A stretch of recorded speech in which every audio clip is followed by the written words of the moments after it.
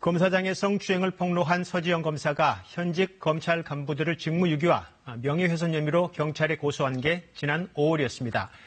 그런데 경찰이 수사에 필요한 자료를 검찰로부터 받지 못했습니다. 그래서 대검찰청을 압수수색하겠다고 영장을 신청했지만 검찰이 이를 기각했습니다. 임은정 검사의 고발 사건에서도 그렇듯 검찰이 유독 검찰을 향한 영장만은 잇따라 기각하고 있습니다. 민정희 기자의 보도입니다. 2018년 검찰 내부의 성추행과 인사불이익을 폭로한 서지현 검사. 당시 박상기 법무장관은 법무부 검찰과장에게 철저한 조사를 지시했지만 별다른 조치는 이뤄지지 않았습니다.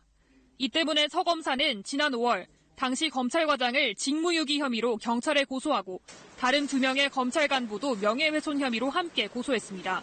수사를 맡은 경찰은 장관 지시 이후 어떤 조치가 있었는지 관련 자료를 법무부와 대검찰청에 3차례나 요구했지만 받지 못했습니다. 결국 경찰은 수사 5달 만에 대검찰청에 대한 압수수색 영장을 신청했지만 검찰은 이마저도 기각했습니다. 이것은 제 식구 감싸기 차원에서 벌어진 것이라고 생각합니다. 경찰이 법원에 직접 신청할 수 있도록 법이 그렇게 바뀌어져 있다고 하면 법원의 판사로서는 당연히 발부했을 것이다.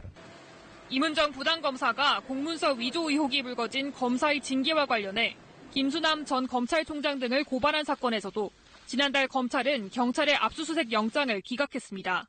기각하고 있는 이 이중 잣대는 검찰이 얼마나 수사지휘권을 갖다가 조직을 보호하는데 이용하고 있는가에 대한 극명한 사례라고 생각해서요.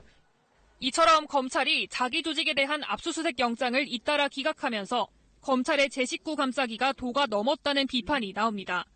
경찰은 2사건 모두 압수수색 영장을 다시 신청할 것으로 알려졌습니다. KBS 뉴스 민정입니다.